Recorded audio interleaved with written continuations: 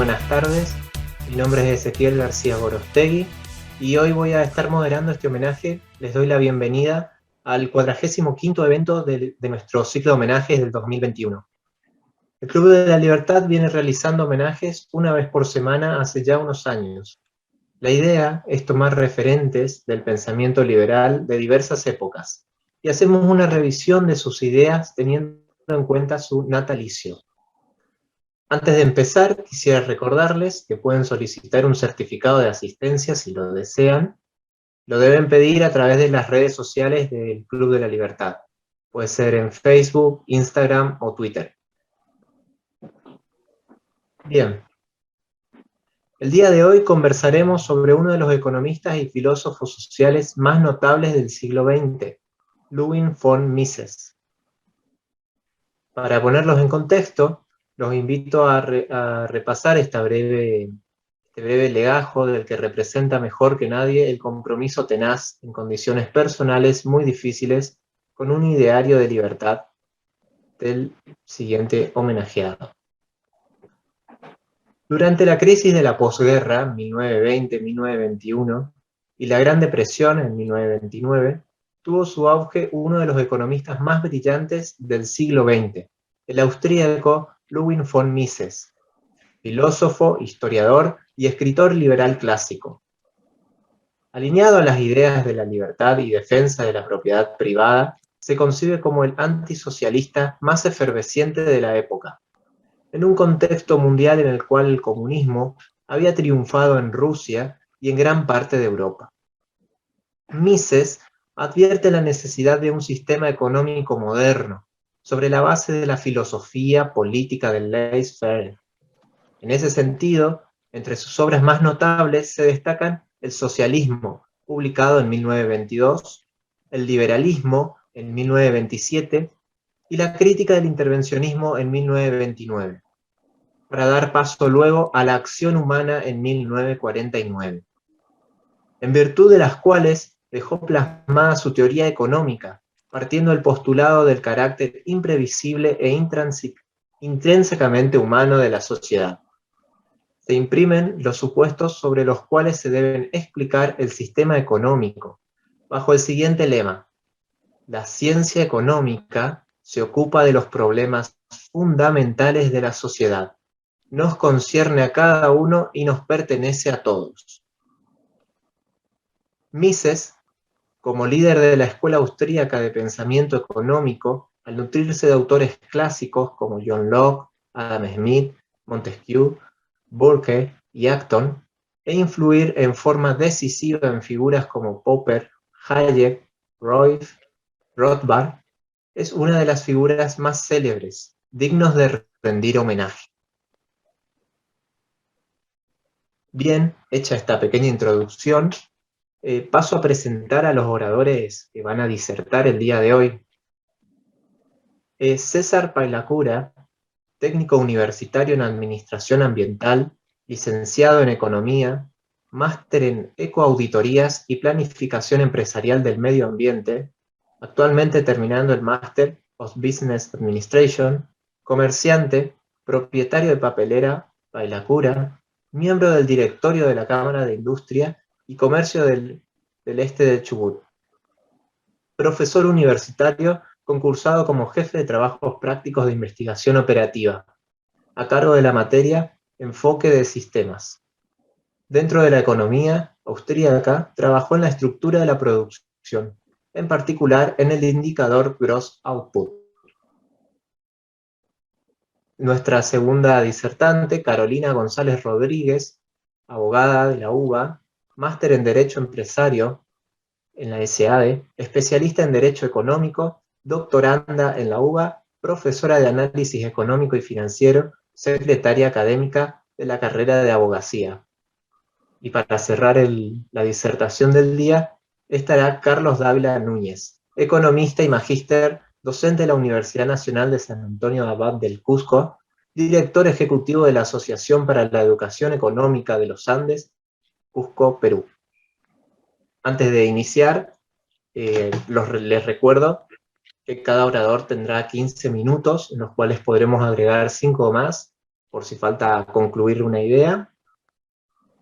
Y mientras los disertantes van exponiendo sus ideas, pueden ir dejando sus preguntas o inquietudes en el chat. Así en el final de las exposiciones se abre el debate conversatorio y pueden ir respondiendo las preguntas. Bien, sin más que decir, le cedo la palabra a César Pailacura para que inicie su presentación.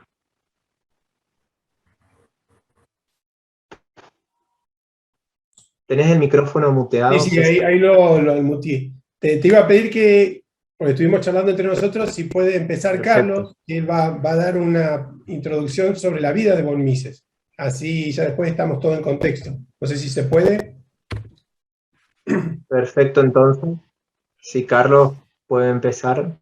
Sí, claro que sí. Muchísimas gracias por cederme la palabra, estimado César. Un gusto poder compartir este espacio contigo y también con Carolina. Aprovecho también la oportunidad para agradecer a Alberto la posibilidad que me está dando de poder estar en este homenaje a Ludwig von Mises, un intelectual que estoy completamente seguro, tanto ustedes como Argentina y acá mucha gente en el Perú, cada vez más gente aquí en el Perú y sobre todo en el Cusco, desde donde yo les estoy hablando, lo consideran como tal. Me he permitido hacer una pequeña presentación, son solamente 19 diapositivas, no, mentira, son solamente 4 diapositivas, va a ser esto bastante rápido acerca de la vida de Ludwig von Mises, un poco profundizar acerca de su obra del socialismo y yo me imagino que en el momento del compartir de las reflexiones les voy a comentar un poco acerca del legado de Ludwig von Mises aquí en Perú, la visita que tuvo al Perú y a las personas que inspiró y que inspira a Ludwig von Mises hasta el día de hoy. Entonces voy a compartir la presentación que tengo. Espero ya la estén visualizando. Por favor, si me podrían confirmar. Se ve perfecto. Genial, muchísimas gracias. Entonces, les reitero el agradecimiento. Para mí es un gusto estar aquí en el Club de la Libertad de Corrientes Argentina. Les vuelvo a mandar un fuerte saludo desde Cusco e invitarles también a que nos visiten a medida de vuestras posibilidades, en cuestión de tiempo sobre todo. Entonces, básicamente, yo he preparado 4 láminas acerca de la vida de Mises, algunos puntos importantes y también un pequeño análisis sobre el texto del socialismo. Entonces, von Mises nace el 29 de septiembre, perdón, de 1881 en una familia judía. El hecho de que él nace en una familia judía, según el profesor Mark Skousen, es uno de los puntos por los cuales a von Mises se le hace difícil conseguir un puesto como docente universitario nombrado en la Universidad de Viena. Él considera que son 3 elementos de von Mises para la discriminación que él tiene del campo académico, y es pues que era judío, era un defensor del liberalismo económico y personalmente era un poco dogmático e intransigente. Justo el día miércoles estuvimos compartiendo con César, él nos dio una charla acerca de la estructura de producción del gross output y mencionaba mucho, ¿no?, a Mark Skousen. Entonces yo voy a utilizar este mismo autor, pero no tanto en su faceta como investigador del gross output, como innovador en el tema de la estructura de la producción y el gross output, sino desde la faceta que él tiene como historiador económico, ¿no?, en el texto de la formación de la historia económica moderna. Entonces, continúo con la explicación de von Mises. Él llega a tener el apellido von porque su padre sí es un gran funcionario de ferrocarriles en Austria, y en aquellas épocas, aquellos funcionarios que empezaban a tener cierta relevancia dentro del gobierno y a hacer ciertos aportes a la infraestructura y a la ciencia en general, pues tenían ese título como un título nobiliario que era von. Desde el punto de vista materno, él tiene un tío que termina siendo parlamentario del Partido Liberal en Viena. Von Mises asiste al Academic Gymnasium para prepararse para la universidad. Muy joven, casi con 25 años, se doctora en Derecho y Ciencias Sociales en la Universidad de Viena en 1906. 3 años antes, ocurre un hecho que le marca la vida, y es que Ludwig von Mises lee en la Universidad de Viena los principios de economía política de Karl Menger, ¿no? Con sus propias palabras, él mismo indica que fue un antes y un después en su vida. Él empezó a ser economista, se empezó a reconocer como un economista después de la lectura de los principios de economía política de Karl Menger, este libro tan conocido y reconocido por todos los seguidores de la Escuela Austríaca de Economía, así como también en 1905 empieza a asistir al seminario de Eugen von Bamberg. Allí es donde él termina empapándose de toda la metodología austríaca, como se podría decir, ¿no? 3 años después, en 1909, empieza su trabajo económico como asesor en la Cámara Austríaca de Comercio hasta 1934. Él, bueno, según las personalidades de su época, él tiene mucho impacto en función a las políticas económicas del Imperio Austrohúngaro, porque ellos tenían la mala costumbre de abusar de la emisión monetaria inorgánica, o sea, de abusar, aquí en el Perú le llamamos de la maquinita, creo que en Argentina también lo conocen así, ¿no? Como la maquinita, la emisión inorgánica, y entonces Ludwig von Mises ya había estudiado, ya se había dado cuenta lo perjudicial que es que haya cada vez más dinero disponible, la misma cantidad de bienes y toda la alteración en los precios. Entonces, él es muy influyente. Es muy influyente también con algunos socialistas de la época, porque querían convertir a Viena en un recinto, bueno, en una ciudad donde predominen las ideas socialistas, en particular las ideas marxistas. Está aquí el caso de una anécdota con Otto Bauer, que él quería implementar políticas marxistas en Viena y Ludwig von Mises se queda prácticamente toda una noche entera tratando de convencerlo a él para evitar que él puede implementar esas políticas de corte marxista en Viena, porque según Ludwig von Mises, y acá todos estamos de acuerdo, esas políticas son bastante perjudiciales para los bolsillos de los vieneses y para los bolsillos de cualquier ciudadano en el cual sus gobernantes quieran abusar, por ejemplo, de la planificación de la economía o en este caso en particular del incremento de la masa monetaria, lo que se conoce como el aumento inorgánico, ¿no? de la masa monetaria. Ludwig von Mises, debido al carácter que él tenía un carácter muy particular, le comentó eso a algunos amigos y se empezó a jactar de la influencia que él había tenido en Otto Bauer. Otto Bauer se sintió muy ofendido por eso y nunca le perdonó a von Mises, así que nunca se volvieron a hablar. Sin embargo, todas las personalidades de su época, pues definitivamente reconocen que Ludwig von Mises era una persona bastante influyente, ¿no? En ese mismo periodo, de 1909 a 1934, fundó el Instituto Austriaco de Investigaciones sobre el Ciclo, junto con Hayek, y además de su seminario privado, el seminario privado que iba a ir desde 1920 hasta 1934. También empieza a ser profesor de Viena, pero era un profesor que no tenía asignación presupuestal, o sea, su cátedra no tenía asignación presupuestal, y eran sus amigos organizados en diferentes fundaciones los que terminaban pagándole sus honorarios, ¿no? Ludwig von Mises sufría bastante por el hecho de no poder conseguir una cátedra universitaria como profesor titular, ¿no? Él tenía un hermano menor que él sí había conseguido una cátedra en matemática, física, si mal no recuerdo, y que, bueno, existía una muy fuerte rivalidad entre ellos, debido al pensamiento de Ludwig von Mises. Como se podrán imaginar, en aquellas épocas él terminó siendo como que un enemigo del régimen nazi, y entonces cuando los nazis empiezan a llegar a Viena, Mises ya sabía que tenía que retirarse, y él también aprovecha y les dice a sus demás colegas que hagan eso, ¿no? Que que, que se vayan de Viena mientras más antes mejor, y es por eso que hay muchos autores que terminan, autores conocidos por los austríacos, que terminan sus carreras ya fuera de Viena, ¿sí? Él, de 1934 al 40, es profesor de Relaciones Económicas Internacionales en el Instituto de Estudios Internacionales de Ginebra.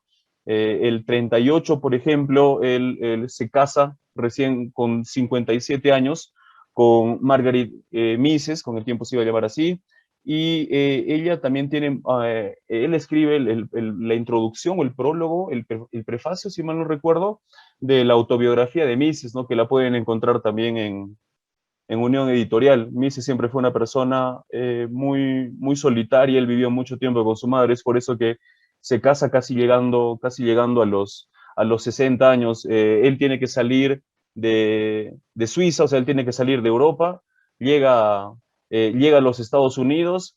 Un tiempo después, su mujer y su hija también tienen que abandonar Europa, llegan a Nueva York, y el encuentro que ellos tienen, en el encuentro que Mises tiene con su esposa y con su hija, lo cuenta su propia esposa, es que el mismo Mises se emociona tanto que se pone a llorar, y que fue la primera vez en 30 y tantos años de matrimonio que ellos tenían en que ve tan conmovido a este intelectual, ¿no? A él no le agradaba quebrarse, él no le agradaba quebrarse emocionalmente delante de mucha gente. Del 54 al 69 fue profesor en la Universidad de Nueva York, prácticamente hasta sus últimos días. Él fallece en 1973, justo un año antes de que se le entregue el Premio Nobel de Economía a su principal discípulo, que como bien sabemos es Friedrich Hayek. Aquí tengo el listado de algunas de las obras de Ludwig von Mises. Como se pueden dar cuenta, él ha tenido una vida académica muy productiva. El libro del que yo quiero hablar un poco es acerca del socialismo, el que voy a hablar en un instante, acerca del socialismo.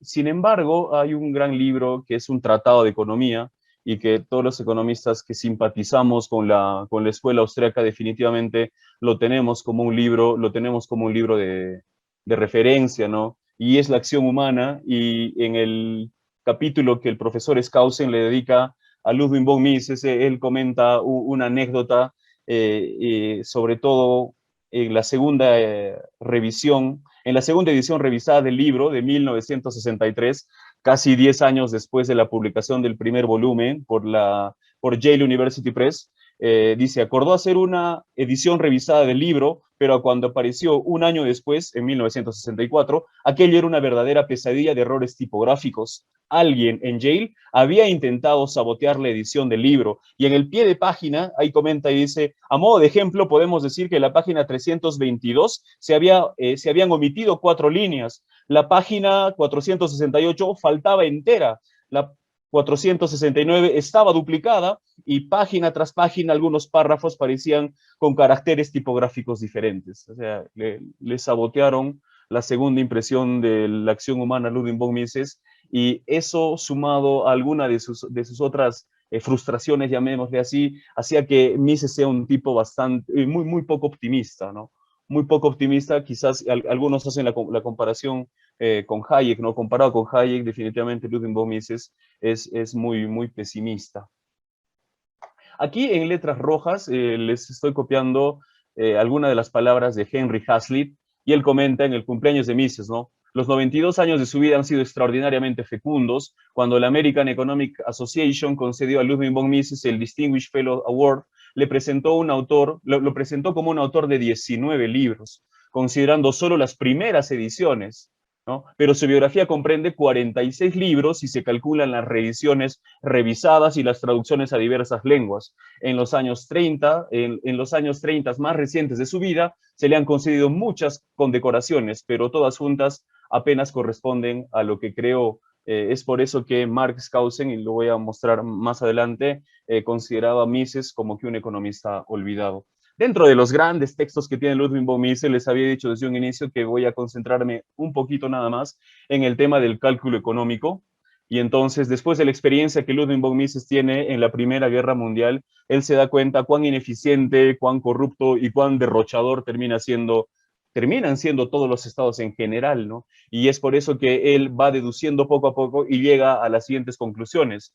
Para Mises, la economía planificada no solo es derrochadora e ineficiente, sino imposible desde un punto de vista puramente teórico. ¿Cuál es la lógica de Ludwig von Mises? Entonces, Mises hace un análisis en el siguiente sentido, ¿no? Y dice, si se abole la propiedad privada, que es el sueño que es el sueño de los socialistas, de los comunistas, y lo tienen muy claro ellos en su manifiesto, dice, ¿no? Sin propiedad privada de los medios de producción, no habrá mercado para los medios de producción. Continúa la lógica y dice, sin un mercado para los medios de producción, no habrá precios monetarios establecidos para los medios de producción. Finalmente, sin los precios monetarios que reflejan la escasez relativa de los bienes de capital, los responsables económicos no podrán calcular racionalmente el uso alternativo de los bienes de capital, ¿no? Este libro se publica primero como un ensayo, luego recién como un libro en 1922, y calculando son casi 5 años después de la revolución bolchevique de Lenin. Entonces, 5 años después de la creación de la Unión Soviética, Ludwig von Mises de manera teórica ya nos va adelantando de que ese sistema donde no existe propiedad privada tiene el resultado de que tampoco puede existir cálculo económico. Entonces eso nunca va a funcionar bien y está condenado al fracaso. tuvieron que pasar algunas buenas décadas para que toda la comunidad académica y en general la humanidad se dé cuenta que esas políticas estatistas de economía planificada, de control de las actividades de los agentes económicos, nunca termina bien. De hecho, dice von Mises, el problema planteado es que el planificador central es incapaz de proponer un cálculo económico racional. En resumen, este es un problema de cálculo. Definitivamente hay mucho más que profundizar aquí, no solamente en este texto, sino también en toda la vasta obra de Ludwig von Mises. Y ya para finalizar, no quiero demorarme mucho, va a estar más interesante las charlas de Carolina, la charla de César y sobre todo el conversatorio que tenemos al final. Este es lo que resume Marx Kausen sobre Ludwig von Mises. Dice, ¿no? Fue un pensador profundo y sus libros, en especial Teoría de la Moneda, Crédito, Socialismo y la Acción Humana, fueron más allá de lo que cualquier otro economista haya podido hacer para establecer un modelo completo e integrado de teoría económica. Planteó y resolvió muchos de los enigmas que estaban abiertos, sobre todo en el campo de la teoría del dinero. Sin embargo, y acá es el dato curioso, la parte humana de Ludwig von Mises, su obstinada negatividad a integrarse a la comunidad moderna de los cultivadores de la teoría económica después de la Segunda Guerra Mundial, retrasó durante una generación la causa de sus teorías. El modelo austríaco, su teoría de capital y ciclo económico, fue eliminado de los libros de texto y las revistas especializadas. Y Mises, lo dice Marx Kausen, y con esto ya termino, se convirtió en el economista olvidado y ausente. Muchísimas gracias. Yo atento a las demás charlas y también atento al final para poder conversar acerca de ese maravilloso autor. Les agradezco mucho por su atención y voy a dejar de compartir pantalla. Correcto. Gracias. La verdad que es difícil seguir el ritmo de tanta eficiencia, tanta compenetración y tanto conocimiento. Después de Carlos, espero poder alcanzar, aunque sea su presentación anterior. Yo no tengo una filmina, yo lo que hice fue pensar a Mises, pero desde una excelente exposición de Carlos. Yo lo que hice fue pensar a Mises y tratar de conversar con ustedes a un Mises no tan economista, sino un Mises más operante de ideas en cuanto a la aplicación de todas estas premisas, un operante de pensamiento para poner en práctica realmente todo lo que el liberalismo como escuela de pensamiento ofrece y sus presentaciones particulares, toda su elaboración, como bien mostró Carlos en el texto de Kausen, toda su participación en una teoría integral de la economía, ¿no? Y fundamentalmente me parece a mí que el inmenso aporte de Mises, bueno, de Hayek también, pero de Mises en este caso, es la invitación que nos hace a todos, inclusive a los que no somos economistas, a entender la economía como lo que efectivamente es, como una ciencia social. Cuando él plantea a la economía como la ciencia de la acción humana, una ciencia completamente desprovista de normativismo, de dogmatismo, de ideas preconcebidas en cuanto a lo que debería ser y no a lo que es, y empezamos a mirar a la economía como aquella ciencia del intercambio, a la cataláctica, y lo que miramos es concretamente lo que sucede.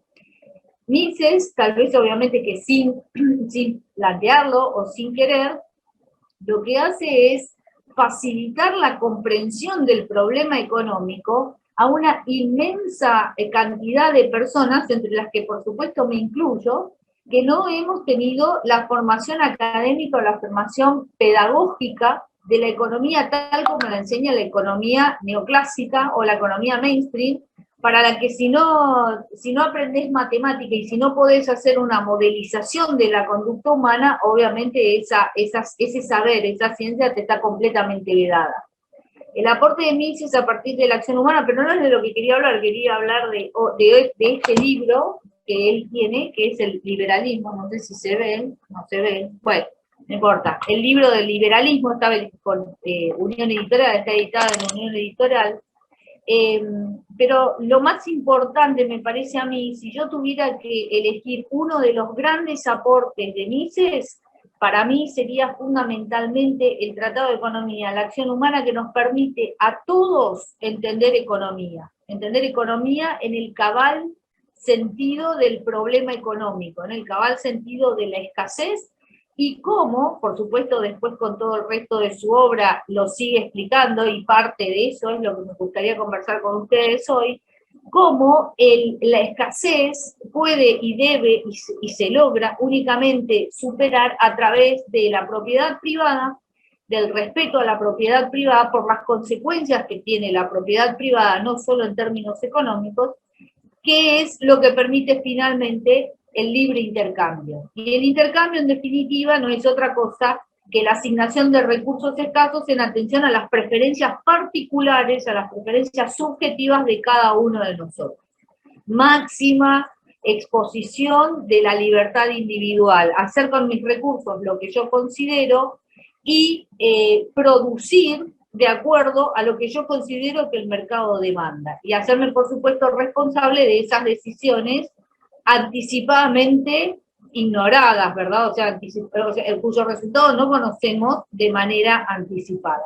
Así que personalmente mi más grande agradecimiento a Mises es la acción humana que me permitió entender economía y plantear la difusión de estas ideas a partir de esa comprensión, a partir de ese entendimiento. El librito tiene varios capítulos, es un libro muy cortito, pero a mí me gustó el capítulo 1 fundamentalmente porque habla de los fundamentos de la política liberal. ¿Cómo hacemos política liberal? Y más hoy en día en la Argentina, ¿no es cierto?, que estamos viviendo esta ola renovadora, esta ola esperanzadora, donde a través de las postulaciones de Javier Milei y la postulación de Ricardo López Murphy, fundamentalmente, y experto en provincia, pero ¿cómo hacemos para instaurar estas ideas? ¿Cuál es la política, los fundamentos de la política liberal según Mises? ¿Cómo las ofrece o cómo las planteamos? El primer punto de este capítulo 1 habla de la propiedad. ¿Por qué la propiedad es importante? No solamente la propiedad es importante como un concepto metafísico, de hecho, él en este mismo libro expresa referencia a la importancia de no fundamentar, y en eso tal vez en lo personal yo tengo algún ruido, ¿verdad?, con Mises en particular, pero él lo que nos invita es a fundamentar o a explicar o a comprender estos conceptos a partir de los resultados, esa visión utilitarista que tiene Mises en cuanto a la objetividad del resultado. El resultado que traen estos institutos, el resultado que traen estas ideas son resultados objetivamente percibibles. No vamos a depender ni de Dios, ni de la naturaleza humana, y es ahí donde me entra a mí un poco de resquemor con respecto a estas ideas, siendo yo un naturalista, pero digamos que la propuesta de Mises es, vamos a justificar nuestras ideas en base a los resultados. Y la propiedad privada para Mises tiene un componente fundamental para la vida en sociedad y para la vida que él como liberal y que los liberales en general aspiramos, que es la paz. Para Mises, propiedad y paz van de la mano. No puede haber propiedad privada en un sistema de belicosidad o en un sistema de luchas, un sistema de confrontación bélica. La propiedad garantiza para Mises una sociedad pacífica. Y básicamente, ¿por qué resulta esto? Porque en la medida en la que la propiedad se garantice, las personas vamos a estar interrelacionándonos en sociedad en términos de intercambio. Si tenemos la garantía con respecto a la propiedad de los frutos de nuestras inversiones, de los frutos de nuestros esfuerzos, pues entonces es mucho más eficiente, sostiene Mises, asignar nuestros recursos de manera tal, de una manera pacífica a partir del intercambio, que destinar nuestros recursos a la protección de las hordas o a la protección de la barbarie en el sistema en el que la propiedad privada no tiene garantía. O sea, si tenemos que asignar nuestros recursos a proteger nuestras tenencias, a proteger en un sistema donde no haya propiedad privada, lo que nos dice es, bueno, ¿qué hacemos? Volvemos a la Edad Media, donde no existía el sistema de la propiedad privada, y cada una de las comunas, cada uno de los pueblos, inclusive de las casas, inclusive de los pequeños villorios, tenían que vivir encerrados en esos esquemas medievales, total y absolutamente amurallados, y la consecuencia fundamental de esa situación era la imposibilidad de producir. No había productividad en un sistema que no permitía el intercambio. Al no poder relacionarse con el mundo exterior, donde en un sistema en el que la inseguridad primaba, donde no había un sistema de respeto al derecho a la propiedad privada, obviamente que las consecuencias objetivas estaban dadas en contra de la expansión de la productividad, en contra de la expansión de la división del trabajo y consecuentemente del intercambio. Ese es básicamente el link que hace Mises entre la propiedad privada y la paz y la búsqueda de la paz social en cada una de las sociedades. Con respecto a la propiedad, acá hay un párrafo que está buenísimo, dice: quedaría reservado a Lenin el calificarla de mero prejuicio burgués. Para Lenin la propiedad privada era un prejuicio burgués, no era una institución con la entidad y con las expectativas que esta institución genera para la vida en sociedad. Era un prejuicio burgués. Viene esto, por supuesto, de la mano de la libertad. No me voy a extender mucho, todo el capítulo está buenísimo en cuanto a la igualdad, cómo justificamos la igualdad ante la ley, otra vez con un criterio utilitarista, con ningún concepto metafísico, y básicamente sostener la idea de la igualdad ante la ley, para Mises, es un criterio netamente eficiente, plantea soluciones y plantea resultados de eficiencia. Si nosotros preferimos un sistema donde existan amos y esclavos, o donde existan clases dirigentes y proletarios, o si vamos hacia un esquema donde se plantean la igualdad de resultados como objetivo aspiracional, esa igualdad de resultados lo que va a hacer es traer aparejados el aumento de la escasez de los recursos y fundamentalmente la vuelta a este sistema feudal donde la confrontación sería el modelo de relación social en lugar de la cooperación.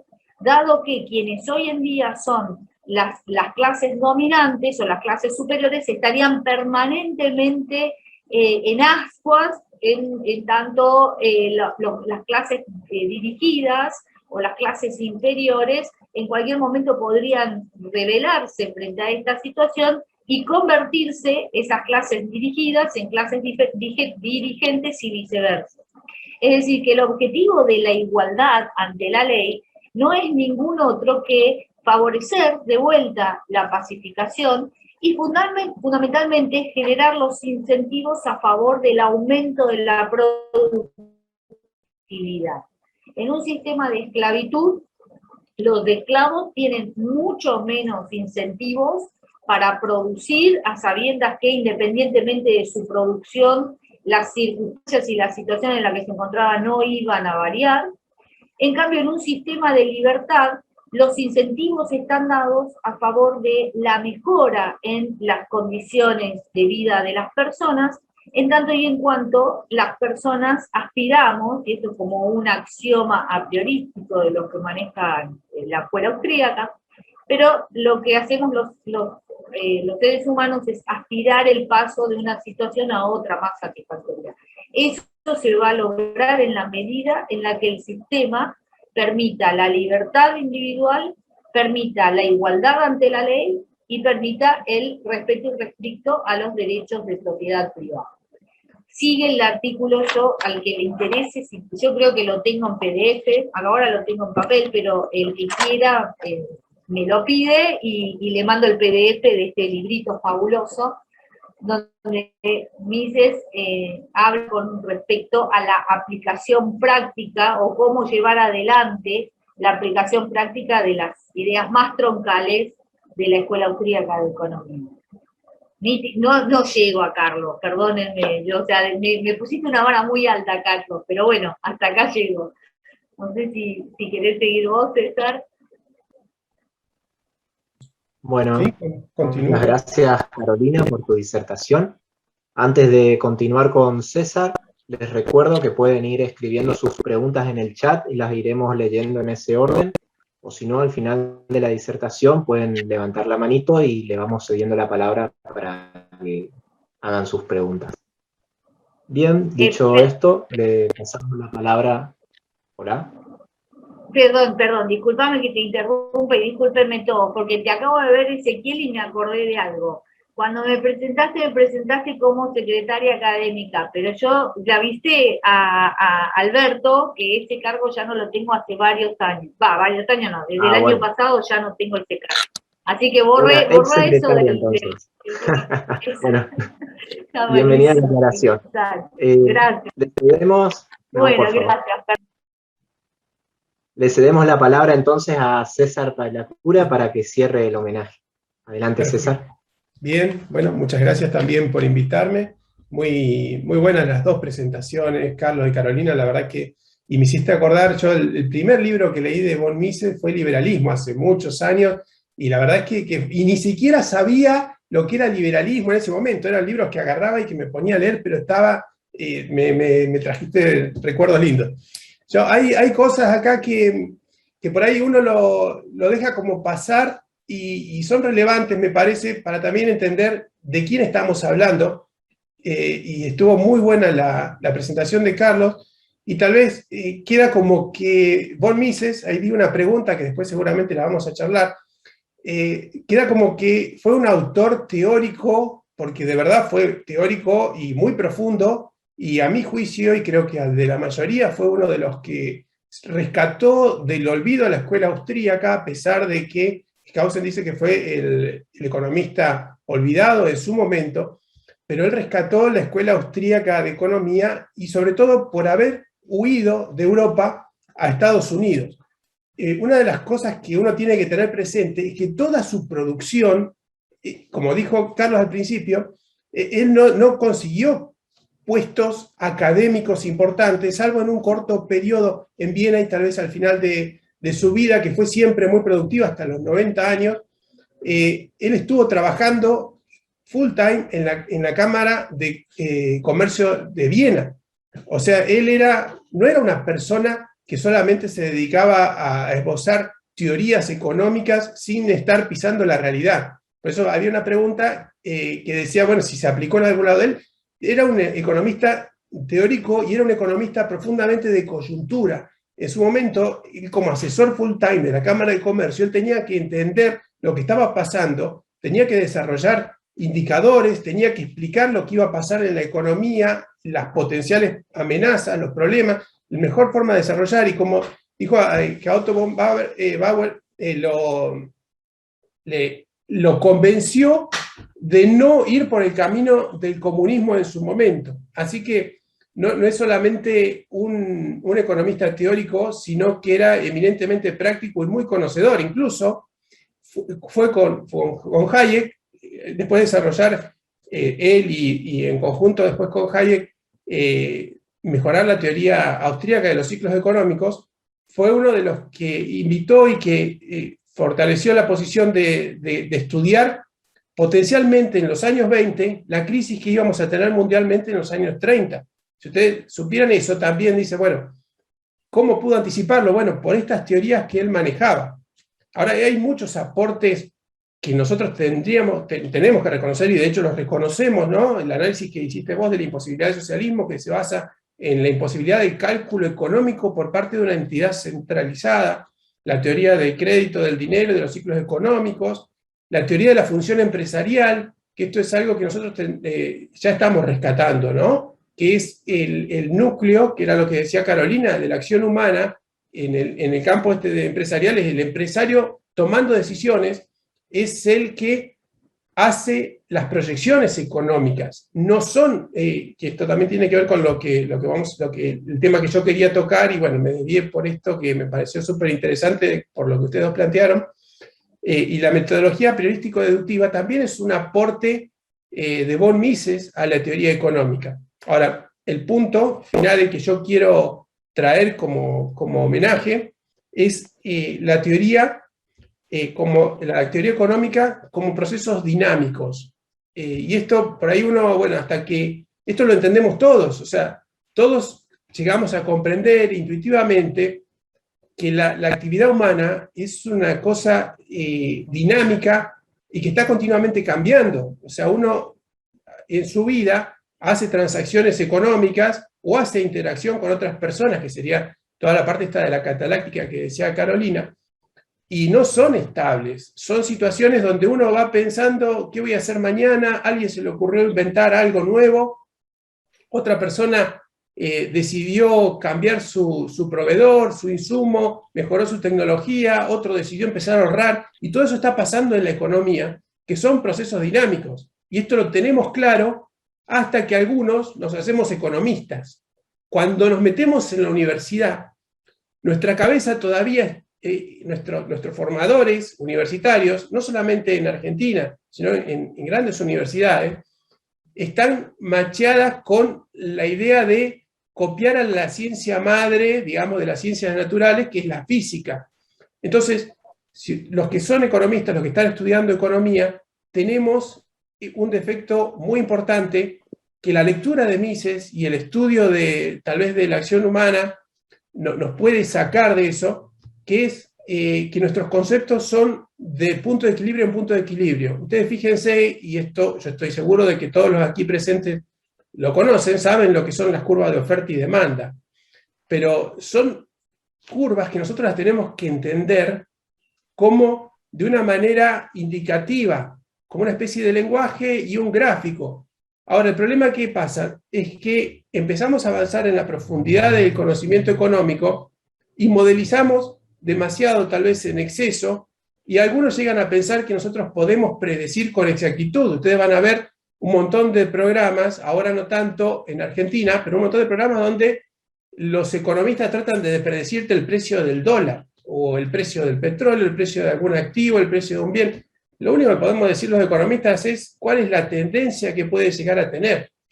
Y von Mises no hablaba de puntos de equilibrio. Él lo que hablaba era economía de giro uniforme, que es mucho más adecuado y es en nuestra mente lo que nosotros tendríamos que ir incorporando. Este aporte todavía no caló hondo dentro del mainstream económico, aunque está avanzando, porque ya hay muchos que están trabajando en modelos dinámicos y no tan estáticos como los que nosotros solemos ver en nuestra formación universitaria.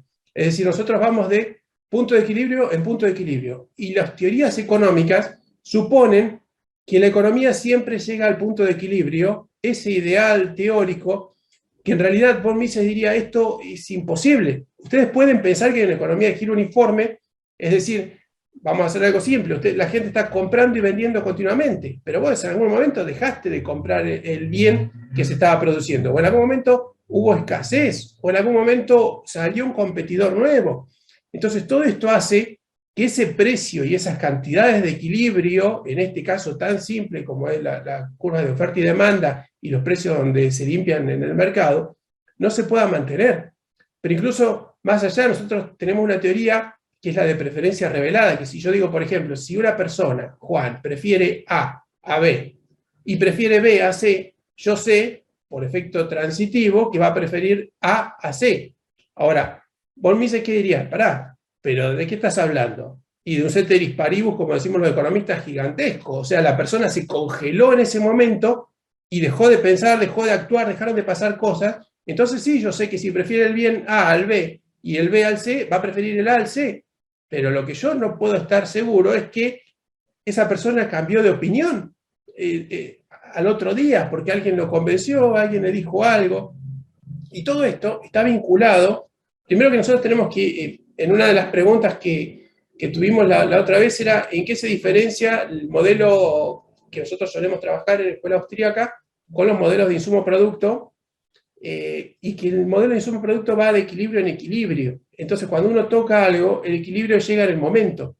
Lo que dice von Mises es que puede existir una economía de giro uniforme ideal que en algún momento vamos a llegar hacia esa economía, pero vamos a llegar con el tiempo, y en ese proceso, ese punto de giro uniforme va a cambiar, porque van a surgir nuevos actores, y hoy en día esto lo tenemos que incorporar porque lo estamos viviendo realmente. O sea, la tasa de cambio tecnológico es única, es la primera vez que tenemos esta tasa de cambio tecnológico tan rápido, y todos los pronósticos son de que la tasa de cambio va a seguir cambiando, es decir, vamos a tener cada vez mayor incorporación de tecnología en el mundo, que va a hacer que yo no pueda predecir en un mediano plazo qué va a existir mañana. Los chicos que hoy están empezando a estudiar dicen, ¿y mi carrera va a existir? Y probablemente no. Probablemente existan nuevas cosas el día de mañana. Entonces, toda esta fantasía que tienen nuestros gobiernos, incluso, digamos, los gobiernos de potencias, de que pueden predecir la economía, de que se podría calcular, se basa en estos conceptos erróneos de que nosotros vivimos en mundos donde está equilibrado. Y yo no puedo, y esto está vinculado con lo que decía Carlos, hacer un cálculo a mediano plazo hoy en el mundo, porque yo no sé qué va a inventar mañana Elon Musk, por ejemplo, o Bezos, o cualquier nuevo que surja, qué idea, qué tecnología nueva nos va a aportar al mundo, que va a cambiar para siempre el devenir de lo que estamos viviendo. O sea, si ustedes se fijan, alguna economía socialista, que hoy están todas en detrimento, pero imagínense, hace 20 años, si podían predecir lo que iba a pasar ahora. O sea, no te alcanzan ni todos los Excel del mundo, ni la computadora más grande, porque esto no se soluciona poniendo ecuaciones en un Excel. Está muy bueno, tal vez, los modelos matemáticos, pero los modelos son solamente una forma de hablar, es una forma de simplificar nuestro lenguaje. Nuestro lenguaje es riquísimo, y tal vez una de las críticas, observaciones que tiene von Mises es que cuando yo, porque, ojo, ya había modelos matemáticos cuando von Mises escribió, e incluso varios de sus, digamos, asistentes a los seminarios, uno de ellos, Morgenstern, que fue junto con von Neumann, el creador de la teoría de juegos, modelos matemáticos para representar estas situaciones extrañas también en la economía, ya existía, y la crítica que hacía era que nosotros no podemos crear funciones al modelo, a la forma en que nosotros conocemos las funciones matemáticas. Las funciones son, digamos, van de un punto a otro, y no deberían cambiar porque si no ya no son funciones, son otra cosa. Y nosotros hacemos un ceteris paribus tan grande que terminamos olvidándonos. O sea, hay un ejemplo que por ahí cuando yo trato de explicarle a algún colega que no es del ramo nuestro, tal vez, o algún estudiante, que estas cosas se cree enseguida, que le dan 2 o 3 modelos matemáticos, y con eso podés trabajar en el gobierno y podés predecir un montón de cosas y ayudar a mejorar la economía, porque todos tenemos buen corazón. El problema está en que yo tengo la capacidad de hacerlo o no la tengo. Uno también tiene que ser humilde y decir, mira, mi límite llega hasta acá. Yo no puedo predecir. Von Mises es muy crítico de las predicciones económicas. ¿Por qué? Porque una de las cosas que tiene el mundo es que nosotros generamos expectativas. Y esas expectativas se descuentan rápidamente. Es decir, le preguntaban, si vos pudieras, eso está en acción humana, si vos pudieras, que comprendés los ciclos económicos, decir cuándo viene el ciclo, cuándo viene la explosión del ciclo, en ese momento no va a pasar, porque yo digo, en 5 años va a estar la explosión del ciclo, y todos me creen. Entonces, ¿qué hago yo? Yo empiezo a liquidar activos y actuar en consecuencia. Entonces hago que yo esperaba en 5 años, lo tenga en este momento. Si la economía pudiera predecir, que también es un debate que solemos tener con los que hacen análisis técnico, si acá hay un inversor y hace análisis técnico, les digo que no funciona, chicos, eso no sirve, señoras, señores, etcétera. No sirve el análisis técnico. ¿Por qué? Porque nosotros no podemos hacer predicciones de precios a futuro, podemos predecir tendencias. Bueno, y termino. Nosotros usamos indicadores económicos y estamos tratando de incorporar, como dijo Carlos, el economista para mí más relevante en este tema es el doctor Mark Skousen en Estados Unidos, que logró que Estados Unidos empiece a publicar, el BEA empiece a publicar junto con el PBI y el GDP de ellos, el indicador Gross Output. Pero lo que nosotros como economistas austríacos tratamos de ver es qué está pensando el empresario.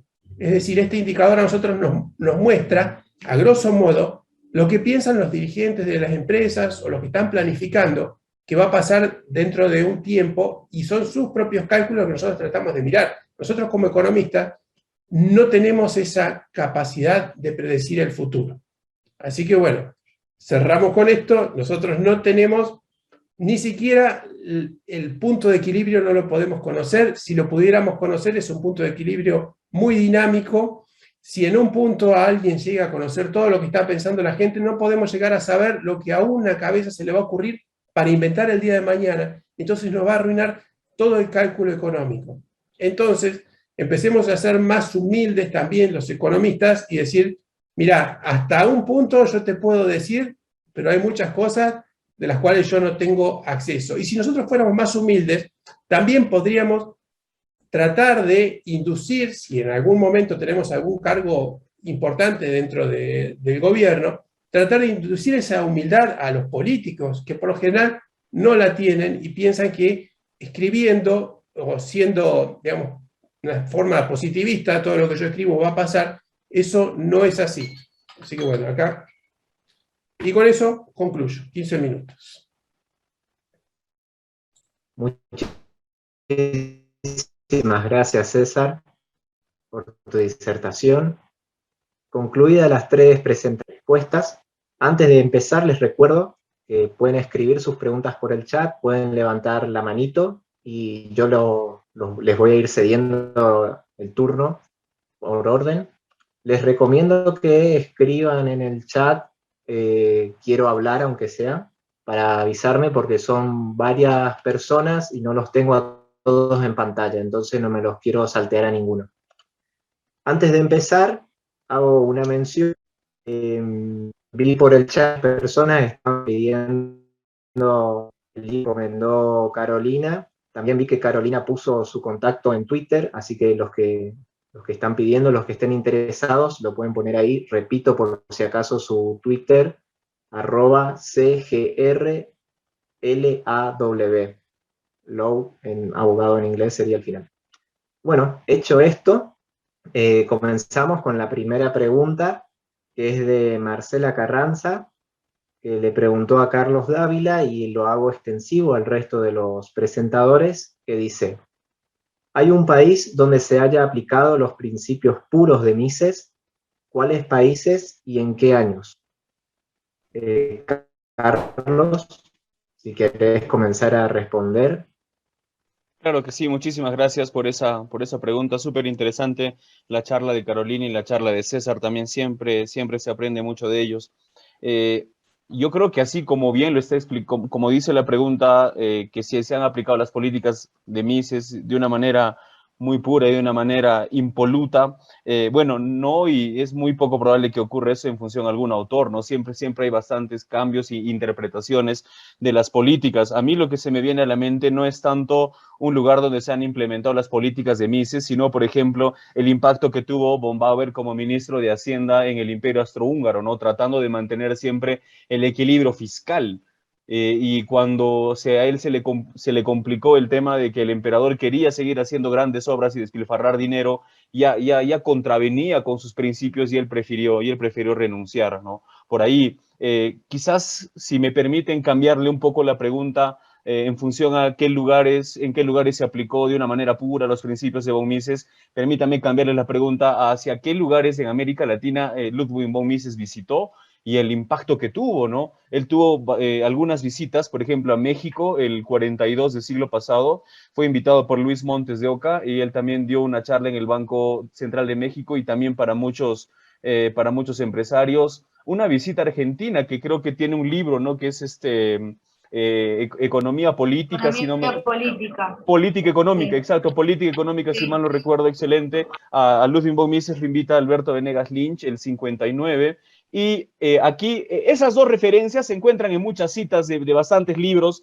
y de bastantes investigadores que quieren tocar el tema de von Mises y las visitas que ha tenido en América Latina.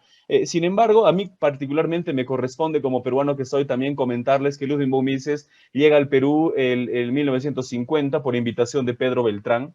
Pedro Beltrán es el director, era el director del diario La Prensa, él tiene una relación con Ludwig von Mises porque conoce las ideas de Mises, porque Pedro Beltrán era alumno de doctorado en el London School of Economics. Él termina siendo uno de los peruanos más representativos a nivel internacional la primera mitad del siglo XX. Entonces, Ludwig von Mises llega al Perú. En la autobiografía de Mises, Margaret comenta eso y dice que nos recibió de una manera muy amable el doctor Pedro Beltrán. Dio una conferencia en la Universidad de San Marcos y otra conferencia en el Banco Central de Reserva.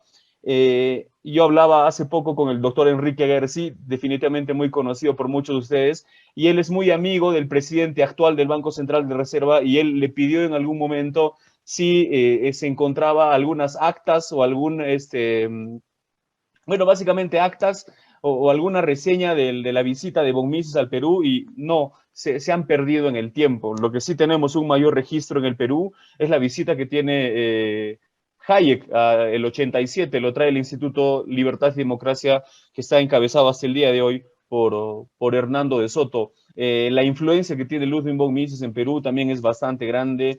En los años 90, Federico Salazar, un gran periodista peruano que también es un estudioso de la obra de Ludwig von Mises y sobre todo de Karl Menger, él publicó hace poco en la revista de la Universidad Marroquín, en el Laissez-faire, él publicó un artículo sobre Menger. Se los comparto ahorita todos aquí en el chat, se los comparto en el chat, es el artículo de Federico Salazar. Él empieza un círculo de lectura de la obra de Ludwig von Mises en la Universidad de San Marcos, en los años finales de 80, inicios de los 90, cuando había mucho terrorismo en mi país. Y entonces ahí Federico Salazar, con la obra de Ludwig von Mises, termina inspirando en muchos personajes conocidos por algunos de ustedes, como por ejemplo Paul Lauren, también está Fabio León. Ellos dos básicamente son los que dieron vida al círculo von Mises en esa época, en los 80s y 90s, y con el impulso del economista Mario Chávez en estos últimos años se ha creado el Instituto von Mises Perú con la autorización del Instituto von Mises de Auburn, si mal no recuerdo. Y entonces, sí, pues gracias a esos personajes, en mi país, yo vivo en el Cusco, que es una provincia del Perú, no es la capital, estamos muy alejados de la capital. Gracias a Federico Salazar, a Paul, y que tienen ese impulso de las ideas de Federico Salazar y de Pedro Beltrán, las ideas de Ludwig von Mises siguen vigentes hasta nuestros días, ¿no? Ahí está lo que puedo aportar en esta primera pregunta. Discúlpenme por haberme extendido. ¿Me dejas hacer un pequeñito comentario? Gracias, Carlos. No sé si... Exactamente. Hoy hay un libro buenísimo de Venegas Lynch que se llama Estados Unidos versus Estados Unidos.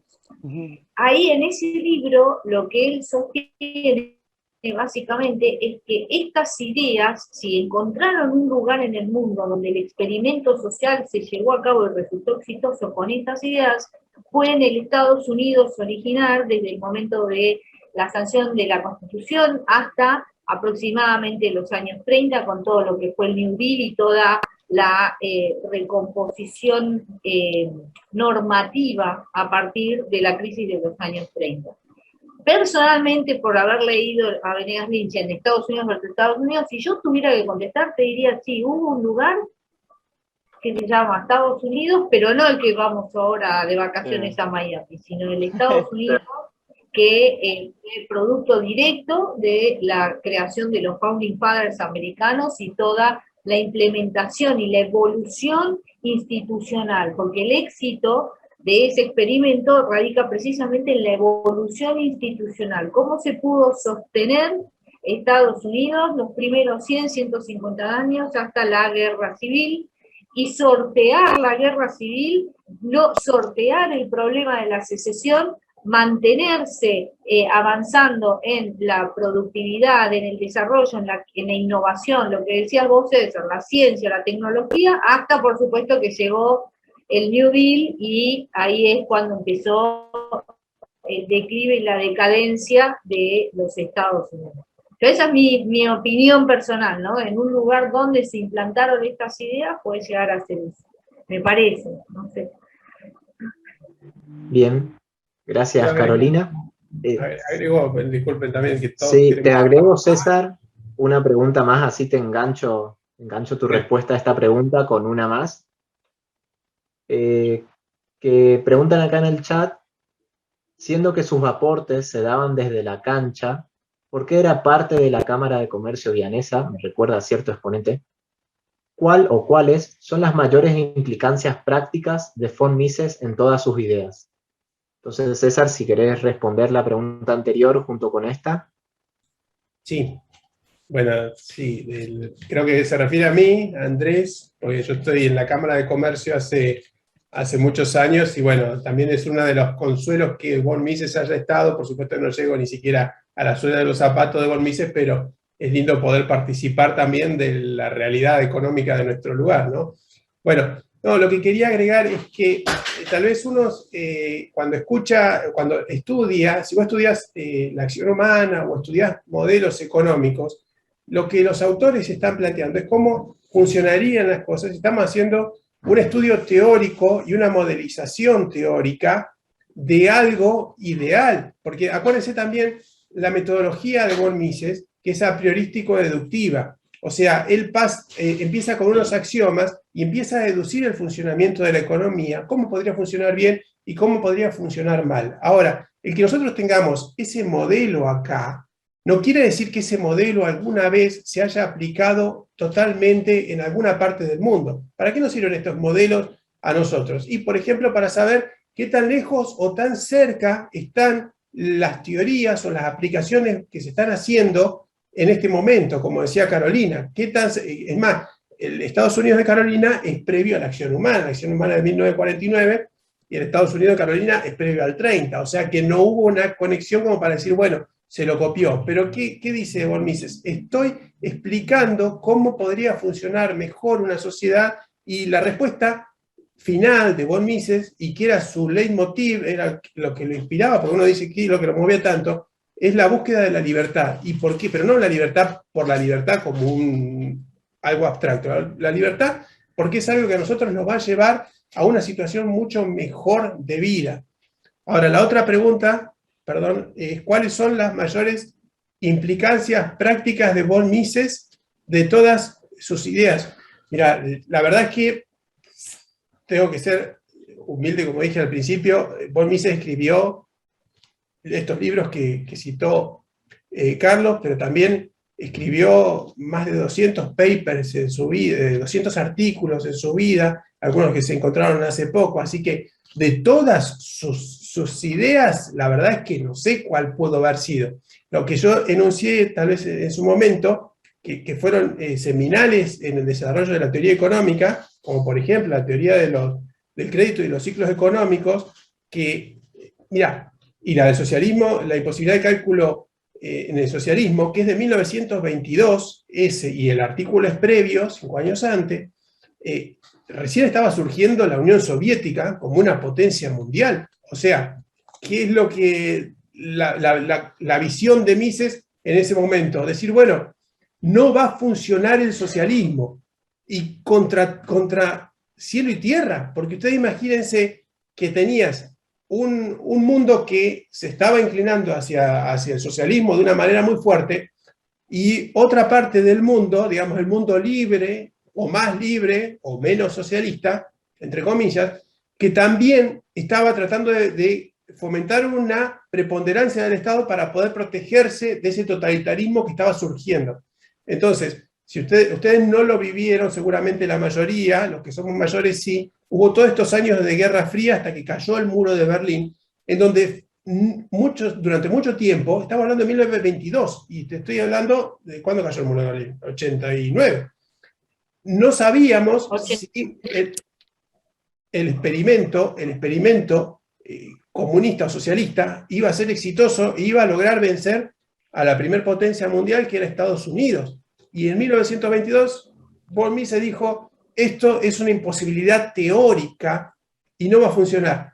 Con el tiempo, los economistas que estuvieron en contra de él tuvieron que decir, sí, mirá, von Mises tenía razón. O sea, si yo quiero rescatar algo práctico de von Mises y que sus ideas tuvieron razón, es esta de la imposibilidad de cálculo económico. Y después, bueno, estos aportes como el que mencioné yo, que todavía están en desarrollo. O sea, la genialidad de von Mises es enorme. y todo esto que está en desarrollo, que es esto de los procesos dinámicos dentro de la economía. Bien. Carolina, no sé si querés agregar algo. No, a ver, de vuelta, sí creo que el impacto de la escuela austríaca a partir de von Mises y a partir de Hayek, y a partir de von Bauer, a partir de Menger, es un impacto que realmente revoluciona y que lo que hace es darle un fundamento moderno a todas las ideas que partían de la filosofía moral de los pensadores del iluminismo escocés fundamentalmente, Hume, Adam Smith, todas esas ideas, Locke, todas esas ideas que podrían después considerarse hoy en día como el embrión, ¿no es cierto?, de toda lo que es la teoría económica. Ustedes piensen que Adam Smith sostiene la teoría del valor trabajo, por ejemplo, en La riqueza de las naciones, que es básicamente la misma teoría marxista del valor trabajo. Bueno, después vino Menger y dice, no, la verdad, muchachos, no tiene nada que ver con el trabajo, ni con el uso, ni con el cambio. Esto tiene que ver, los bienes se valoran dependiendo de quién sea el valuador. ¿Cuánto vale un Audi para vos? ¿Cuánto vale un viaje con tus hijos, tus nietos a Miami para mí? Es decir, ¿cuál es el valor de las cosas? Tiene que ver con el sujeto que evalúa, tiene que ver con la teoría subjetiva del valor. Eso lo que hizo fue, o mejor dicho, los autores de la escuela austríaca de economía, lo que hicieron fue evolucionar, ampliar, aportar, fundamentar ideas embrionarias que ya estaban en los orígenes del pensamiento liberal y que como enseñaba Armando Rivas, que en paz descanse, Armando Rivas enseñaba, y yo la primera vez que se lo escuché a él, y en una conversación con él,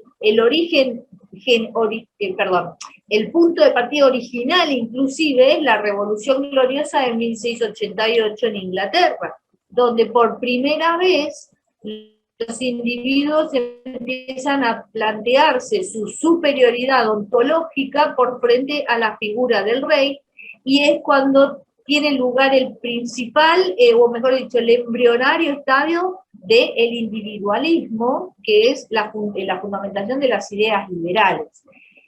La explicación que hace Mises de este individualismo y de la preferencia por el individualismo metodológico, que es lo que un poco planteabas vos, César, más temprano, hace un ratito, es un fundamento que tiene que ver con una cuestión, para Mises, utilitarista, tiene que ver con una cuestión de resultados, el resultado de favorecer o de preferir al individuo como sujeto de análisis, al individuo como centro en la escena de la sociedad, como centro en la escena de la política, de la economía, de las leyes, por encima de cualquier previsión colectivista. No vamos a mirar a las mujeres, no vamos a mirar a los gays, no vamos a mirar a los indios, vamos a mirar al individuo, en la propuesta de la escuela austríaca, porque hacerlo significa mirar al individuo en sociedad.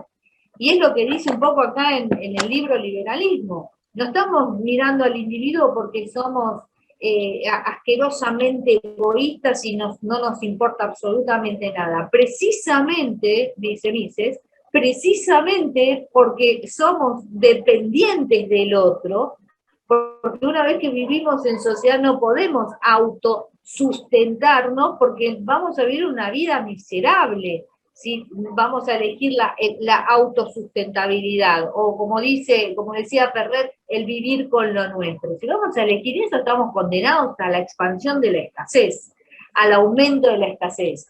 El individualismo metodológico lo que hace es precisamente plantear la importancia del respeto a las tomas de decisiones individuales de los sujetos que en sociedad tenemos que sí o sí intercambiar. Porque si no intercambiamos, la posibilidad de satisfacer nuestras necesidades, sean morales, sean no solamente económicas, emocionales, morales, religiosas, deportivas, lo que sea, Piensen ustedes cualquier necesidad que se les cruce en este momento por la cabeza que ustedes pueden tener. ¿Se puede satisfacer esa sociedad, esa necesidad, sin vivir en sociedad?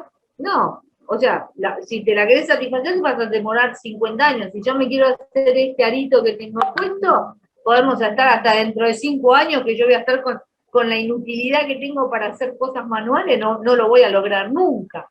Porque soy una inútil haciendo artesanía. Luego, no voy a tener nunca el arito. Entonces, ¿qué significa el individualismo metodológico? El respeto irrestricto al individuo, a la persona por sobre cualquier grupo o colectivo, para hacer que esas personas interactúen, se interrelacionen, intercambien y en conjunto, en sociedad, podamos llevar adelante las mejores alternativas de producción, las mejores alternativas de consumo y fundamentalmente las vidas más pacíficas, porque nos vamos a intercambiar y no nos vamos a estar agarrando a los machetazos por los recursos que tiene el otro. No sé si... Gracias por el aporte, Carolina. No lo estoy encontrando a Carlos, se me pierde entre todos los participantes. No Tuvo sé un si problema, estará, si quiere dar tuvo un problema ¿Sí? con internet, ahora está reconectándose de nuevo. Carlos tuvo un problema con internet. Ah, la pregunta. Bien, pasando a la siguiente pregunta, quedan unas 2 más y terminamos. Pregunta Susana Cohen, para los 3 disertantes, ¿por qué dejar las decisiones del mercado en manos de los grandes emporios tecnológicos y no elegir seres humanos otros circuitos de interacción e intercambio? Dado que esto nos está llevando a un totalitarismo tecnológico, donde no se pretende hasta transhumanizarnos a través de inteligencia artificial mezclada con lo humano y un desarrollo de la robótica, que nos quita el desarrollo de nuestra creatividad y habilidades. El uso de nuestro cuerpo para interactuar, nada menos, supongo que quiere decir acá. Creo que este comentario fue cuando se hablaba de la acción humana, no estoy seguro, no sé si Susana después quiere aclarar esto, o si no, le paso la pregunta a los disertantes si tienen una opinión. Sí, yo no sé, Carolina, si querés contestar, yo tengo una opinión. No, dale vos, dale, ay, estoy abierto el micrófono, sí. Dale César vos y después hago yo, les muestro Dale. un grafiquito, si me permite. Ah, bueno. Mira, Susana, es un miedo muy generalizado y esto escapa tal vez a lo que podría haber escrito von Mises en particular, o sea, no estaba viviendo en el momento que nosotros hoy estamos viviendo. El año pasado tuvimos una charla también para el Club de la Libertad que tocaba este tema sobre el cambio tecnológico y cómo prepararnos a partir de esto. Y yo creo que también esta pregunta está influenciada o impacta, y a mí también me impacta, con el momento que estamos viviendo, donde nos encerraron a todos, y las formas de comunicarnos, que acá dice, la pregunta es, incluso el uso de nuestro cuerpo para interactuar, o sea, yo creo que se refiere también a esta forma que estamos utilizando en este momento de comunicación. ¿Por qué no elegir los humanos otros circuitos de interacción e intercambio? Lo que pasa es que primero nosotros tenemos, Susana, yo la verdad es que no sé cuál va a ser el futuro. No sé si es mejor o peor que nosotros incorporemos tecnología. Lo único que te puedo decir es que son, como pusiste ahí, ¿por qué dejar las decisiones del mercado? Tendríamos que, ahí sí metemos a von Mises. ¿Por qué decidir dejar las decisiones del mercado?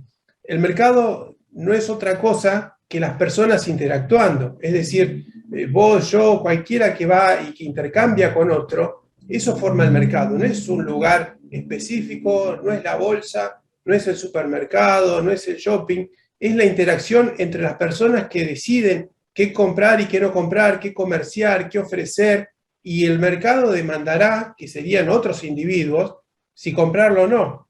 Tal vez, Susana, existan otras comunidades, como existen hoy en Estados Unidos y en otros lugares del mundo, donde hay gente que se resiste al cambio tecnológico. Y mientras sea algo en libertad y haya otros como ellos que decidan hacerlo, no debería haber ningún problema en que surja una comunidad donde incorpore toda esta tecnología y otra comunidad donde no la incorpore. Ahora, hay muchos miedos con el tema de la incorporación de tecnología respecto a las personas que van a quedar afuera, y esto tiene que ver con otra pregunta que tal vez, por eso la corto en este momento para poder utilizar el tiempo para la otra pregunta que hicieron al final, pero hay mucha gente que va a quedar afuera necesariamente de estos cambios tecnológicos porque hoy requerimos cada vez mayor capacidad, y la incorporación de esta inteligencia artificial, como vos bien lo ponés, va a ser realmente necesario, y tal vez no sea tan malo, y no sé si va a ser tan bueno tampoco, pero vos fíjate que esto también empezó en la revolución industrial, donde había mucho rechazo a la incorporación de telares, porque iban a quedar muchas personas en la calle.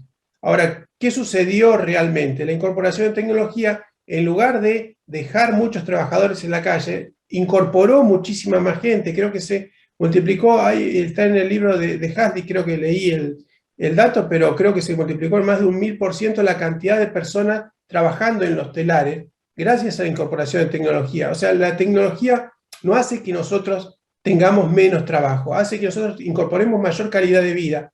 Y acuérdense de una cosa, que es la incorporación de capital, en nuestro caso tecnológico, lo que hace que la tasa de productividad marginal sea superior, y esto, aunque en resumen, hace que la incorporación de capital incremente nuestro ingreso, nuestro salario. Es decir, las personas que tienen mayor calidad de vida son en aquellas sociedades donde han decidido incorporar mayor cantidad de tecnología. Ustedes comparan las sociedades como Estados Unidos con respecto a la India, que en este momento está tratando de incorporar tecnología, y ustedes pueden ver la abismal diferencia en el ingreso y la calidad de vida que ellos tienen. No sé si va a ser bueno o malo, Susana, yo no me voy a poner a defender la tecnología, lo que digo es que tal vez sean procesos que no podamos detener, y en libertad tal vez algunas comunidades decidan no incorporar tecnología y otras sí lo decidan.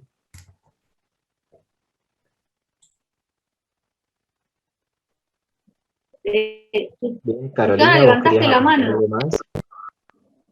Yo te quería mostrar un grafiquito, pero Susana tiene la mano levantada. No sé si vos le tenés que abrir el micrófono o ella abre. ¿Querés? No veo la mano. Yo veo a Susana Cohen Arasi, ¿no? Perdón, Y sí, tenés la manito levantada. Sí, levanté la mano, pero Carolina, te dejo la palabra. Ahí escribí algo. No estoy en contra de la tecnología, como herramienta, no reemplazando a los seres humanos. Yo te doy la palabra a vos, Ok. Bueno, si puedo compartir un segundito, les quiero mostrar una cosa. Inhabilitó. ¿Me podés dejar compartir un segundito, Ezequiel? Una cosita. Habilitado. Ok. A ver.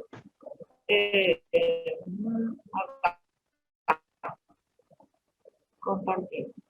Este es un cuadro de Allen del año 2001. Yo trabajé el año pasado y el anterior, 2019-2020, en una investigación que hicimos con la Facultad de Derecho de la Universidad de Buenos Aires y con la dirección de Martín Krause. Y nuestro proyecto de investigación trataba precisamente sobre las innovaciones regulatorias y toda la demanda que hay hoy por hoy de tener y de conseguir cada vez más leyes restrictivas de la actividad innovativa, restrictivas de la actividad tecnológica. ¿Con qué objetivo? Con el objetivo de proteger, entre comillas, a los datos personales, básicamente con un discurso de privacidad, de tutela de la privacidad. Y en esa investigación, la hipótesis que yo sostenía era que, en realidad, toda esta expansión tecnológica, un poco vinculado con lo que vos planteás, Susana, toda esta expansión tecnológica no hace absolutamente nada más que reflejar las preferencias de las personas. Es decir, supongamos que la gente estuviera realmente asustada con respecto al uso de sus datos personales. Supongamos que realmente hubiera un problema grave por parte de las tecnológicas con respecto al uso de nuestros datos, los datos que nosotros vamos desperdigando desde que aprendemos la computadora hasta que la apagamos, ¿ok? Entonces, ¿qué pasaría si las personas tuviéramos efectivamente un miedo o efectivamente un daño inminente por el uso de nuestros datos por parte de las tecnológicas? En esa investigación, lo que yo hice fue mirar qué pasó al principio con la primera revolución, porque esta se considera ya la cuarta revolución industrial, pero digamos, ¿qué pasó con la primera revolución industrial? Y encuentro que, dándole un poco de gráfico a lo que te acaba de comentar, o lo que acaba de comentar César, en cuanto a la importancia de la capitalización del mercado, este cuadro, este libro de Allen está buenísimo, tiene uno del 2006 que también está mortal, pero bueno, digamos que este cuadro lo que nos muestra es el salario real de las ciudades, de los trabajadores en las ciudades europeas entre los siglos XIV y XX, ¿ok? Entre cuánto ganaban los trabajadores entre los siglos XIV y los siglos XX. Piensen que la revolución industrial tiene como punto de partida aproximadamente 1765, ¿ok? Y 100 años después, 1860, Marx aparece con El Capital. ¿Por qué? Y escribe El Capital, ¿por qué? Porque Marx está viendo o escribe El Capital mirando lo que fue el resultado de esos 100 años, desde 1765 en adelante en Inglaterra. Ahora, lo que les está mostrando este cuadro es que a partir de la primera revolución industrial, es decir, con el advenimiento del sistema tecnológico, con el advenimiento de la tecnología y la capacidad de producción masiva, se abandona al sistema ¿cómo se llama lo que hacen? Al sistema artesanal, se abandona al sistema artesanal y empieza la revolución industrial, que es la incorporación tecnológica. ¿Cuánto ganaban los empleados, entre comillas, de Europa entre los siglos XIV y el siglo XX?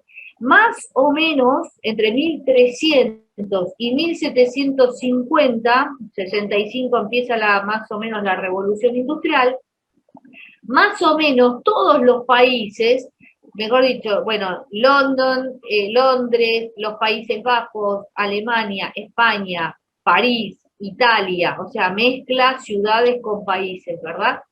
Pero digamos que más o menos todos venían parejitos, todos venían iguales. Es decir, no había ningún factor diferenciador entre los países, dado que estaban todos todavía en la Edad Media. Pero fíjense, a partir de la implosión tecnológica, a partir de la incorporación de la tecnología, los ingresos de las personas que trabajaban en las fábricas, los ingresos de los empleados en las fábricas, en las ciudades, en las grandes ciudades europeas, se disparaban, pasaron de un promedio de 1.5 a un promedio de casi 3, es decir, casi el doble. ¿En cuánto tiempo? En apenas 100 años, en apenas 100, 150 años. Mientras que en 4 siglos, desde el siglo XIV hasta el siglo XVIII, en los valores y los precios de los salarios de los trabajadores en Europa no tuvieron una variación sustantiva. Al contrario, no sé qué habrá pasado acá, 1600, 1649, no sé qué habrá pasado acá, que los salarios bajaron estrepitosamente, habrá habido alguna guerra, algo habrá pasado. Pero digamos que en 4 siglos los salarios de las grandes urbes europeas no tuvieron un sustantivo cambio. ¿Qué pasó con todos los salarios? Inclusive con lo de los países más atrasados como España e Italia.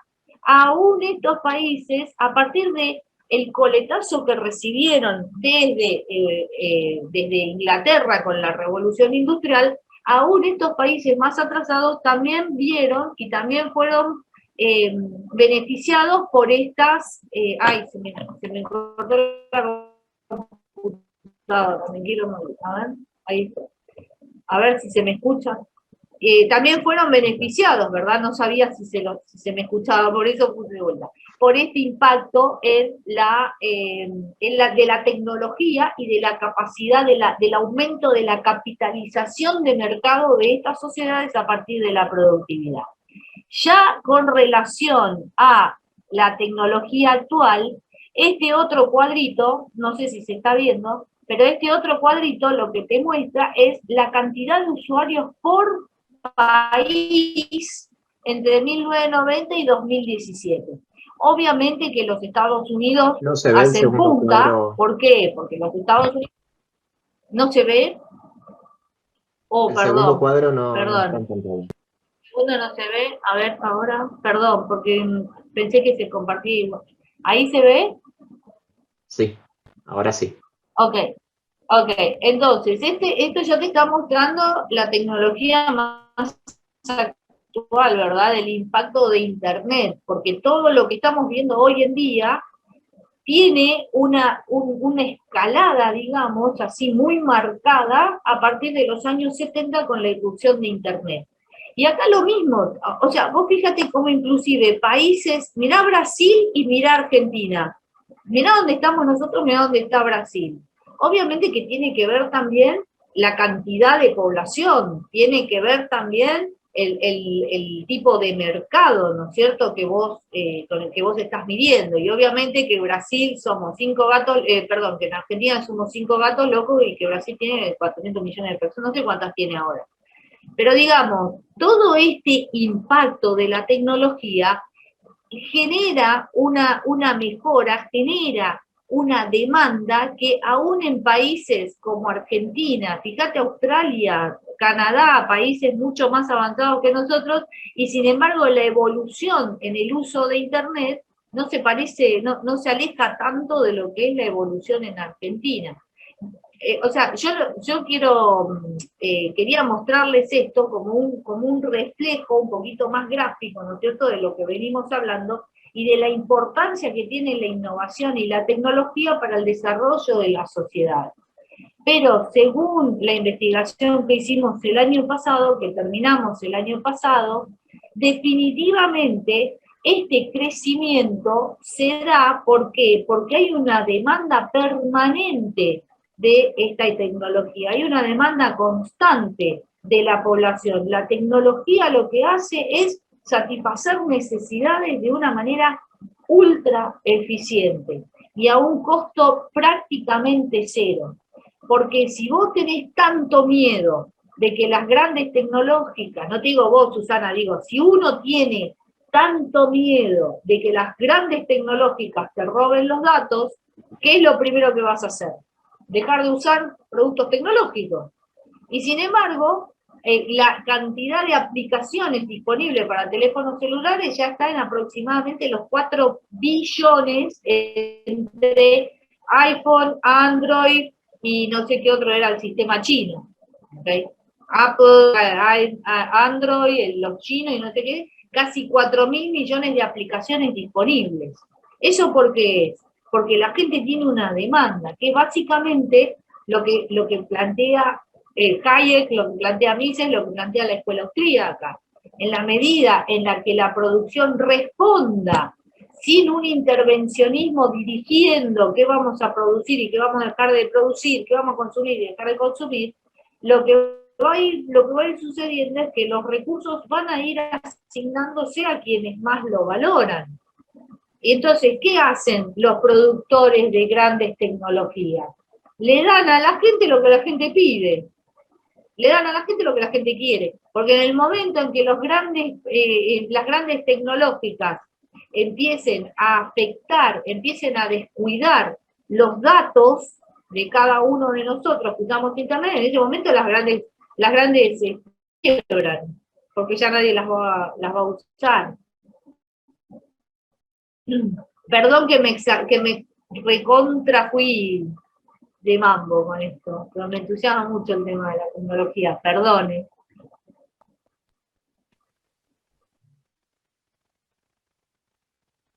Buenas, ¿se me escucha? Ah, bien, perfecto. Perfecto. Bueno, para ir cerrando el homenaje, les vamos a pedir una reflexión final sobre Mises a los oradores. Estoy viendo acá en el grupo, en el chat, perdón, que se armó un pequeño debate. Yo voy a dejar el link del grupo de WhatsApp del Club de la Libertad, porque estas cuestiones que se han discutido, ya han habido otras actividades en el club donde tuvimos estos ejes temáticos. Incluso en el chat de debates del club se han arribado estos temas, así que bueno, si tienen más inquietudes, más ganas de hacerlo, tienen ahí información del club que les puede ser útil. Bueno, César, no sé si querés dar una reflexión final para ir cerrando. Sí, dale. Bien. Bueno, desde mi exposición y mi trabajo, lo que traté fue desde el punto de vista más netamente económico, pero mi reflexión final, que es algo que tal vez es más inspirador, es la continua búsqueda y la lucha por la libertad de von Mises, que lo inspiró toda su vida, a pesar de que tuvo todos estos contratiempos que nos contó al principio Carlos. Él siguió, y acuérdense que fue cuando tenía 60 años, tuvo que escapar a Estados Unidos, hablando muy mal el idioma, siendo una persona que tenía esas ideas tan raras de libertad y en contra de los estados que pudieran controlar varias operaciones económicas. Él siguió trabajando en esto y en el año 49 nos dio la acción humana, a esa edad tan avanzada. O sea, mi reflexión final y el honor que yo le quiero dar es esa fuerza y esa inspiración que es para mí su gran defensa de la libertad, y esa frase que quedó para todos los austríacos, ¿no? No cedas ante el mal, sino enfréntalo con más astucia, que es el leitmotiv que él eligió cuando él estaba estudiando, que era tu ne sed malis et contra audentior ito. ¿Qué es esto? Bueno, y con eso termino mi reflexión. Muchas gracias. Carolina, una reflexión final. Muchas gracias de vuelta, Alberto, a Ezequiel, a César, a Carlos y a todos ustedes. Muchas gracias por la invitación. Yo voy a terminar con una reflexión con respecto a la situación actual que estamos viviendo en la Argentina en materia política. Y Mises, en los fundamentos de la política liberal, dice: el Estado es un aparato de compulsión y coerción. Esto no se refiere solo al Estado vigilante nocturno, sino igualmente a cualquier otra pública administración y particularmente a la República Socialista. El liberal quisiera quitar acritud a la relación entre funcionario y ciudadano. No comulga, desde luego, con las ideas de esos románticos que defienden la conducta anticívica del delincuente. Sigo, ¿no? El liberal no puede, por principio, admitir el derecho de rebelión contra el Estado y reconoce la necesidad de que haya prisiones y carceleros. Mises, yo por lo que entiendo de Mises y por lo que he leído a Mises, Mises no es un anarquista, por el contrario, rechaza el anarquismo. Mises lucha y brega y hace su más profundo esfuerzo para hacernos entender que nuestra lucha, si es que queremos llevar a la concreción estas ideas, si es que queremos ver ejecutadas nuestras preferencias filosóficas, nuestras preferencias políticas, tenemos que tener una perspectiva de reclamar un Estado mínimo. Pero Mises no es anarquista, Mises no va en contra del Estado, y bien por el contrario, pretende un Estado mínimo, un Estado que se dedique a lo que era el original rol del Estado, que es la defensa y la seguridad, un Estado atento a nuestras necesidades de defensa y seguridad, y nada más. Pero tener la presencia de Mises no como un anarquista o como un pretensor del caos, sino que bien por el contrario, Mises será total y absolutamente favorable a la organización y a la pacificación y a la sociedad ordenada. Sí. Bueno, les doy las gracias a los 3 disertantes desde la Fundación. Una lástima la conexión de Carlos. Esperamos que la próxima vez se pueda sumar a esto. Bueno, y cierro el evento dejándoles una invitación para el próximo homenaje, el próximo sábado a la misma hora, donde el homenajeado será Nicolás Avellaneda, figura política importante de Argentina.